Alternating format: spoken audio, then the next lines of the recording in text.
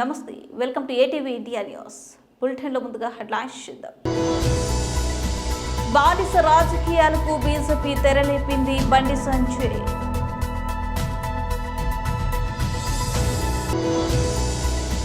పోలవరం నిర్మాణం పూర్తి సీఎం జగన్ కే సాధ్యం.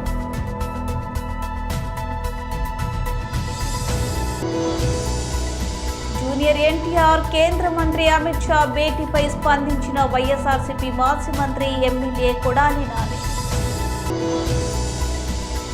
లిక్కర్ కేసుతో తనకు సంబంధం లేదు ఎమ్మెల్సీ కవిత.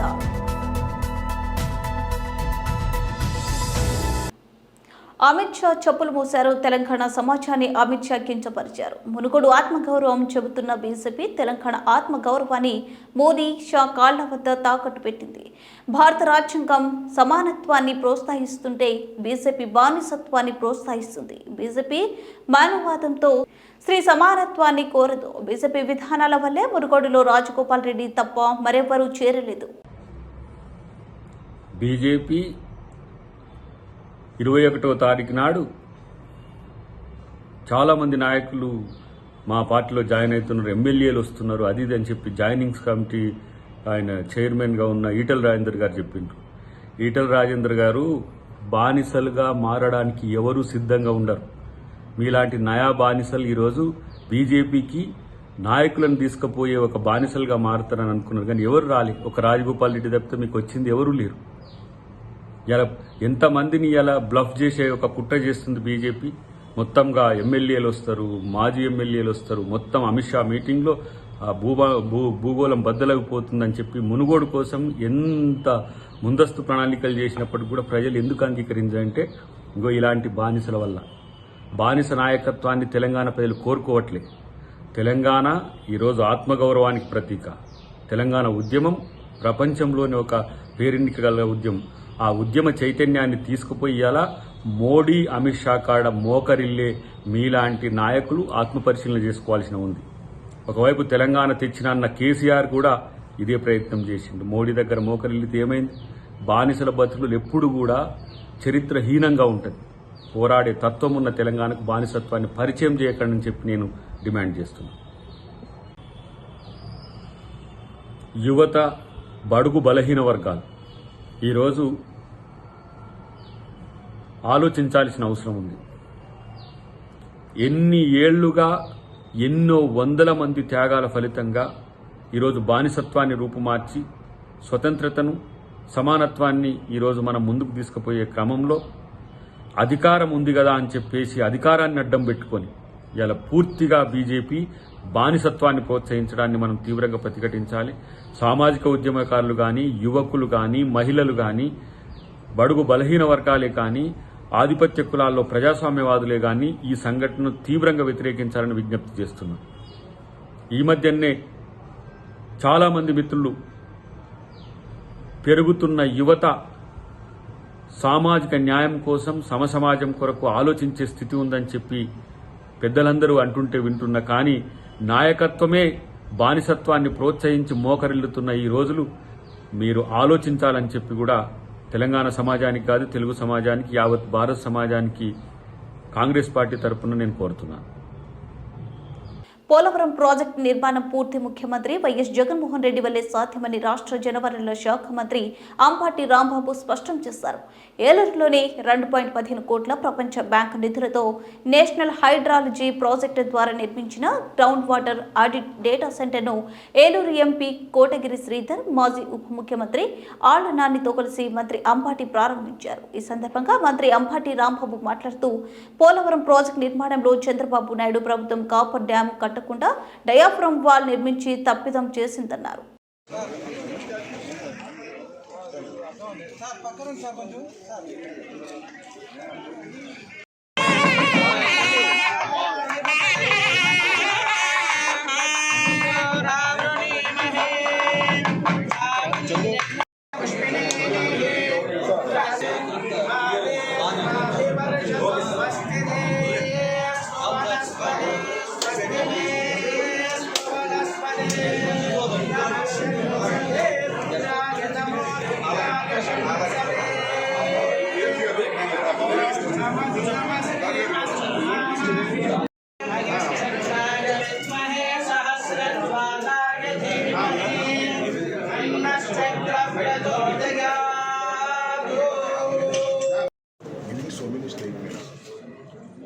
నేను ఈ సందర్భంగా చెప్తున్నాను, పోలవరం ప్రాజెక్టుకు సంబంధించి ఈ రాష్ట్ర ప్రభుత్వం, జగన్మోహన్ రెడ్డి గారి నాయకత్వంలో ఉన్నటువంటి రాష్ట్ర ప్రభుత్వం పోలవరం ప్రాజెక్టుని త్వరితగతిన పూర్తి చేయాలనేటువంటి చిత్తశుద్ధితో పనిచేస్తున్నటువంటి ఎందుకు ఇలా నేను స్పష్టంగా చెప్తున్నానంటే, పోలవరం చాలా సుదీర్ఘకాలం నుంచి పోలవరాన్ని నిర్మించాలనేటువంటి డిమాండ్ ఉమ్మడి రాష్ట్రంలో ఉంది, అంతకు ముందు ఉంది.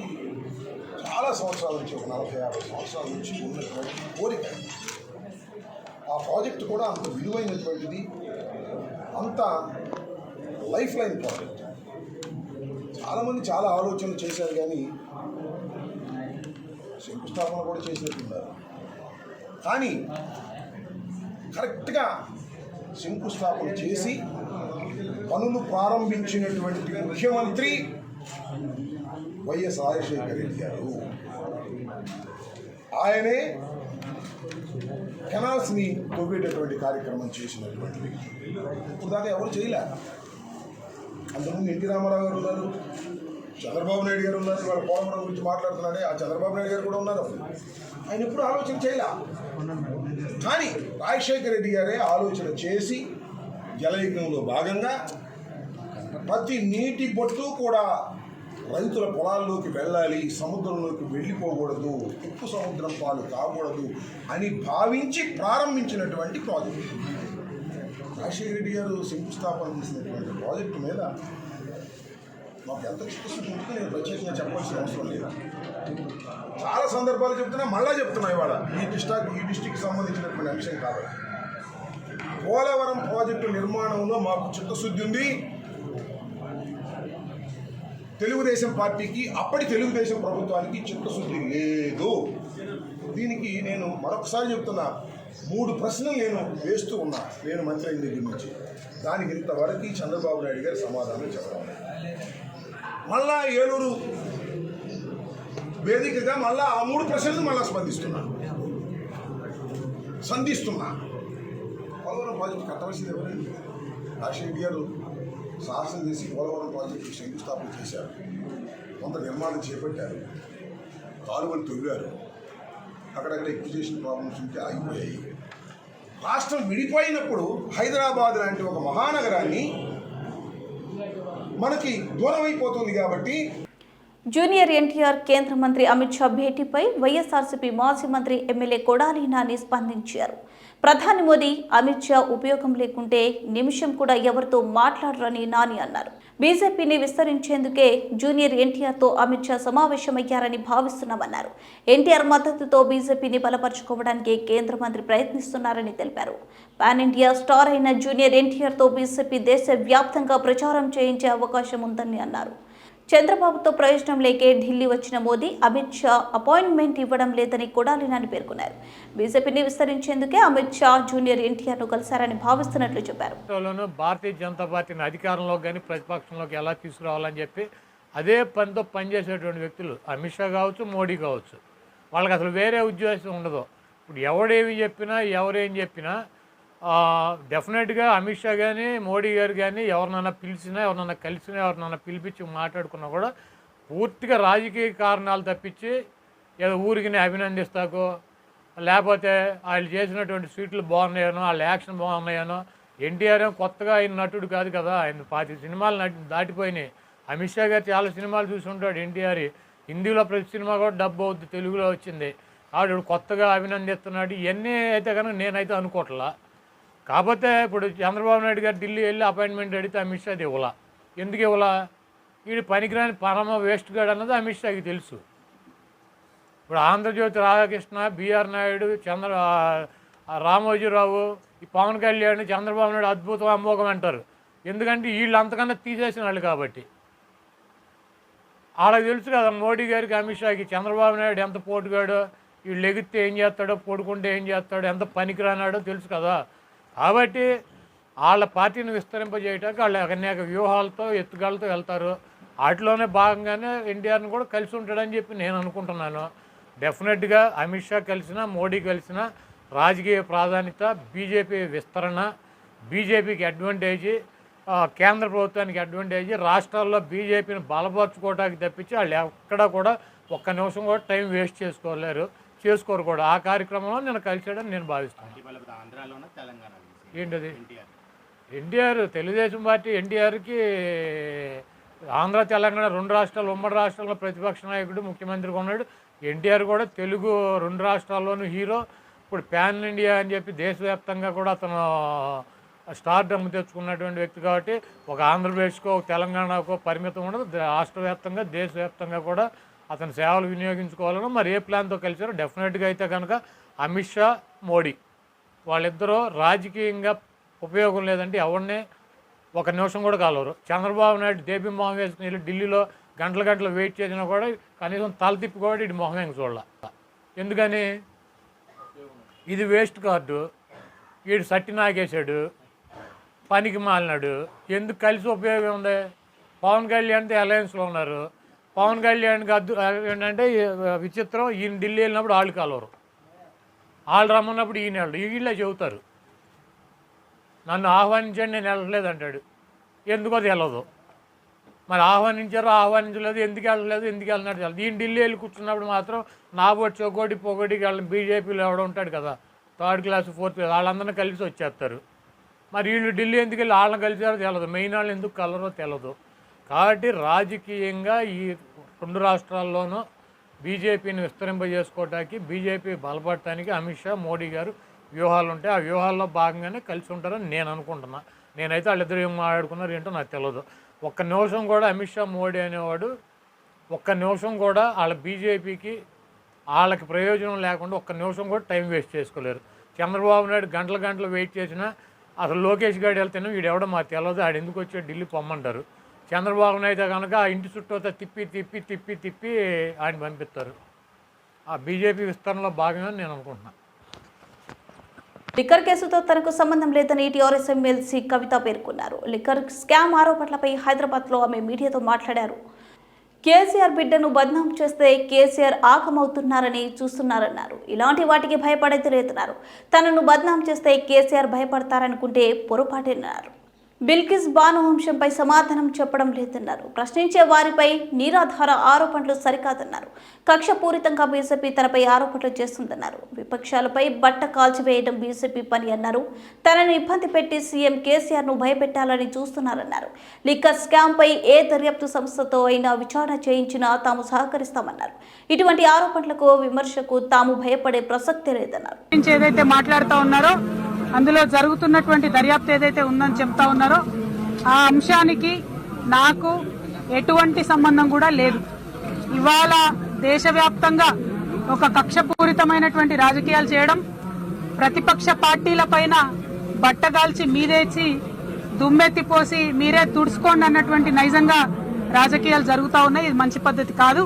ఇది ప్రజాస్వామ్యంలో ఎటు పడితే అటు నిరాధారంగా ఎవరి మీద పడితే వాళ్ళ మీద ఏది పడితే అది మాట్లాడొచ్చు అనేటటువంటి ఒక వైఖరి ఏదైతే కనబడతా ఉందో ఇది ఆరోగ్యకరమైనటువంటి వైఖరి కాదు.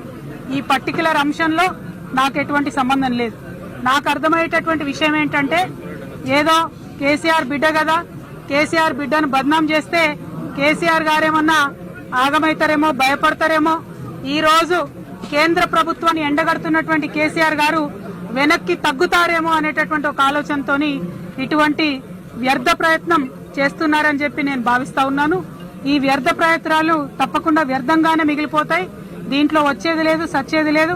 ఈ పేరు మీద ప్రతినిత్యం మీడియాలో ఏదో కథనం ఇచ్చేటటువంటి ప్రయత్నం, కేసీఆర్ గారిని మానసికంగా కుంగదీయాలనేటటువంటి ప్రయత్నం తప్పితే ఇందులో ఏం లేదు.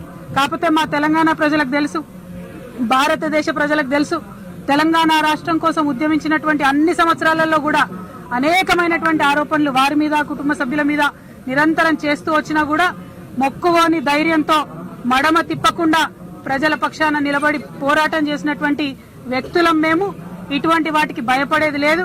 భారతదేశం ఎట్లా అభివృద్ధి చెందాలని ఒక కళతోని, ఒక ఎజెండాతోని గౌరవ ముఖ్యమంత్రి గారు ముందుకెళ్తా ఉన్నారో దాంట్లో మేమందరం కూడా వారి అడుగులో అడుగై వారు చూపించినటువంటి బాటలో తప్పకుండా నడుస్తాం.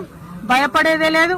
మొన్న బిల్కిస్ బాను విషయం అడిగినా, అంతకుముందు ఉద్యోగాల విషయం అడిగినా, ఇంకొక విషయం అడిగినా జవాబు చెప్పకుండా ఉల్టా ప్రతిపక్షాల మీద ఇటువంటి ఆరోపణలు చేసి దాడి చేయడం అనేటటువంటి వైఖరి మైలవరం నియోజకవర్గం ఇబ్రహీంపట్నం సామాన్యులైన పోలీసులైన మాకు ఒక్కటే చెలరేగిపోతున్న వాహన చోరులు ఇబ్రహీంపట్నం పోలీస్ స్టేషన్ ఎదుట ఒక కానిస్టేబుల్ వాహనాన్ని నిలిపివేశారు. ఇంతలో గుర్తు తెలియని వ్యక్తి ఎంతో చాకచక్యంగా ద్విచక్ర వాహనాన్ని దొంగలించుకుపోయాడు. పోలీసుల వాహనాలకే భద్రత లేదు, ఇక సామాన్యుల ప్రజల వాహనాలకు భద్రత ఎక్కడా అంటున్న స్థానిక ప్రజలు. ఇంకా పూర్తి సమాచారం తెలియాల్సింది.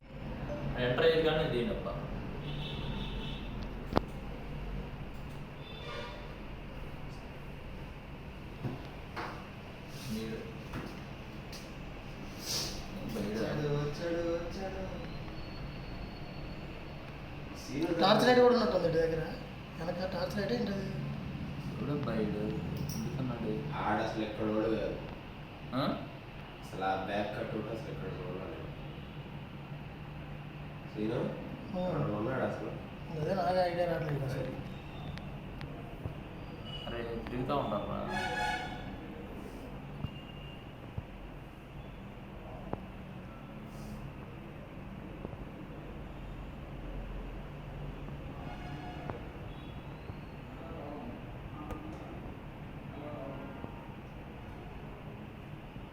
రెహమాను బండి ఆగు, ఒక్క నిమిషం ఆగు.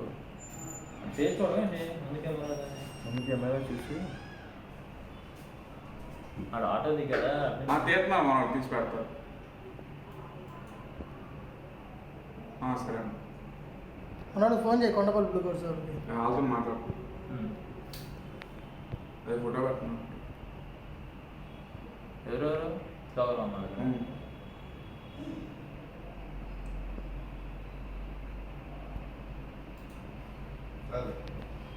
శ్రీకాళహస్తి పట్టణంలోని తెలుగు గంగా కాలనీ నందు ఉన్న బీసీ మహిళా హాస్టల్లో భోజన సదుపాయం సరిగా లేదని, మంచినీటి వసతి లేదని, నేడో రేపో కూలిపోయే విధంగా హాస్టల్స్ బిల్డింగ్స్ ఉన్నాయంటూ విద్యార్థినులు శ్రీకాళహస్తి ఎమ్మెల్యే బియ్యపు మధుసూదన్ రెడ్డికి ఫిర్యాదు చేశారు.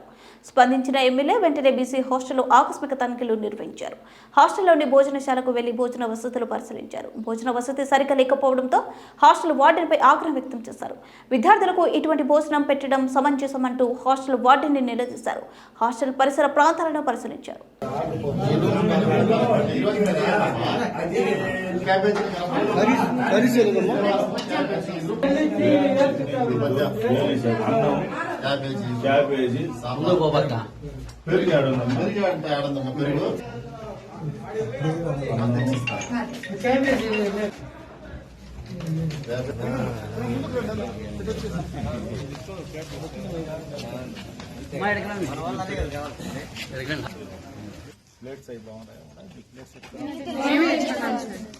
ఉల్లికాడ నుంచి తెచ్చుకున్న ప్లేట్స్ బాగున్నాయా, గ్లాసులు బాగున్నాయా, లేదంటే ఎమ్మెల్యే గారు ఇప్పుడే తెప్పిస్తారు.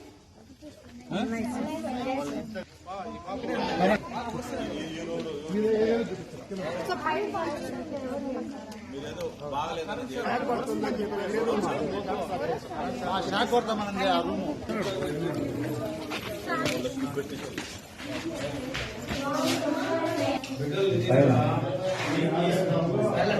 ఉంటాయి.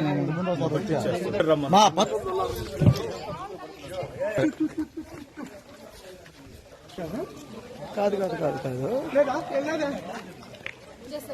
ఎట్టొస్తాయి మీద ఇప్పుడు ఆ పక్క ఉండేదా? ఓ ఆ పక్క ఈ పక్క గోడ కట్టేస్తే చాలు, అంతే. అంతేనా? అంతే ఈ నుంచి ఆడ కూడా అంతా అన్ని ఎత్తుకోరమ్మన్నావా? మున్సిపాలిటీ వాళ్ళు కూడా రమ్మన్నావా? పెట్టాను సార్ మేము వారంగా ఇది చూడండి సార్ ఎంత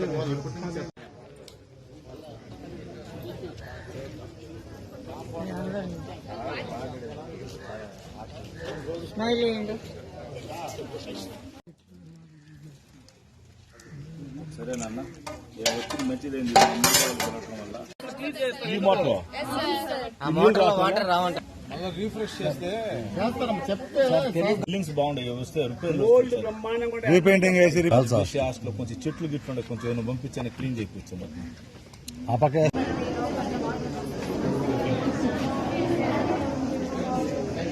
ఇవన్నీ క్లీన్ చేస్తారు. చైర్మన్ గారికి కూడా చెప్పాను, స్టాఫ్ రమ్మని.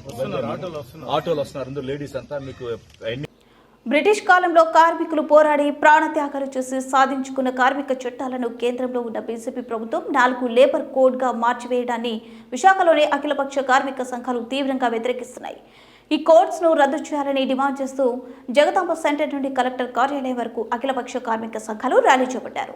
మార్చిన లేబర్ కోడ్స్ల వలన కార్మికుల ప్రాథమికమైన సమ్మె చేస్తే హక్కు, సంఘం పెట్టుకునే హక్కు, యాజమాన్యంతో బేరాలాడితే హక్కుల వంటివి కోల్పోయే ప్రమాదం ఉందని అఖిలపక్ష కార్మిక సంఘాలు నాయకులు అంటున్నారు. శాశ్వత ఉద్యోగాల స్థానంలో contract, outsourcing, fixed term employment పేరుతో ఉద్యోగ భద్రత లేకుండా పోతుందని ఆవేదన వ్యక్తం చేస్తున్నారు.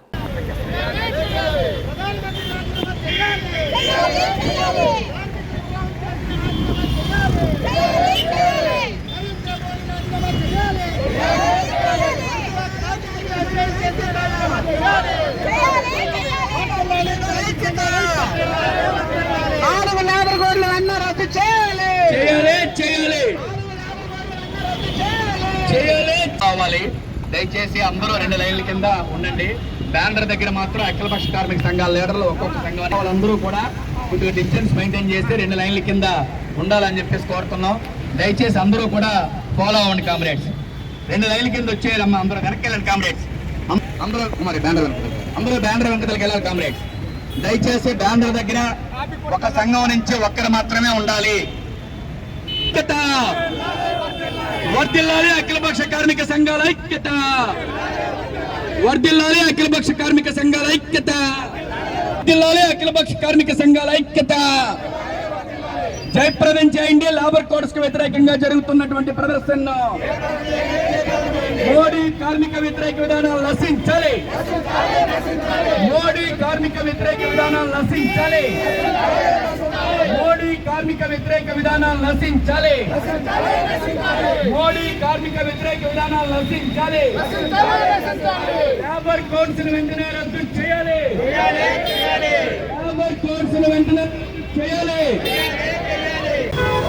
ఏవైతే మొత్తం 44 చట్టాలు కార్మిక చట్టాలు ఉన్నటువంటి దాన్ని ఒక 4 గ్రూపులుగా దీన్ని విభజించి ఈ చట్టాలు అనేటువంటి పదానికి అర్థం తీసేసి కార్మికుడికి ఉన్నటువంటి స్వేచ్ఛ, కార్మికుడికి ఉన్నటువంటి హక్కులు, ఈ అన్ని హక్కుల్ని కూడా కాలరాసి ఇప్పుడు మొత్తం కేంద్ర ప్రభుత్వం దీనికి వ్యతిరేకంగా ఈ అన్నింటినీ చట్టాలను రద్దు చేసి ఈ కోడ్స్ కింద విభజించేటటువంటి దాన్ని పూర్తిగా కార్మిక వర్గం పూర్తిగా దీన్ని అన్ని సంఘాల నాయకులను కూడా ప్రజా సంఘాలు కూడా దీన్ని పూర్తిగా వ్యతిరేకిస్తున్నాయి.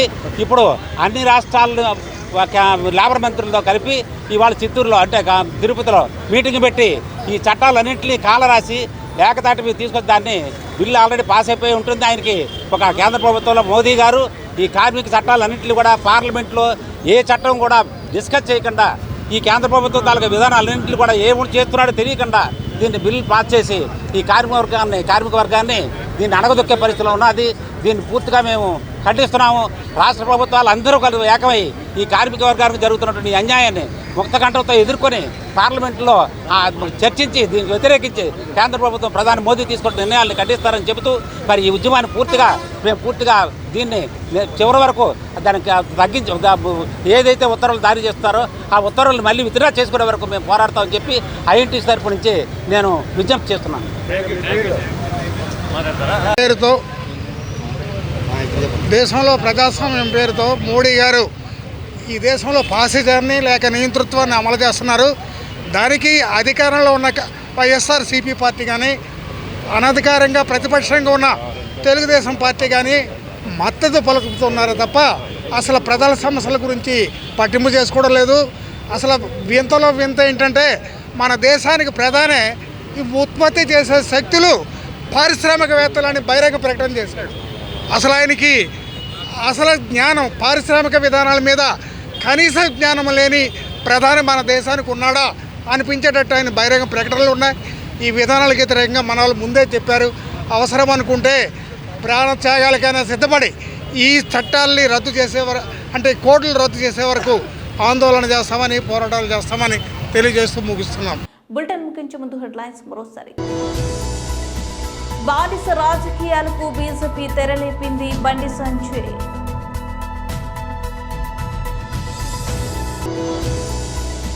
పోలవరం నిర్మాణం పూర్తి సీఎం జగన్ కే సాధ్యం.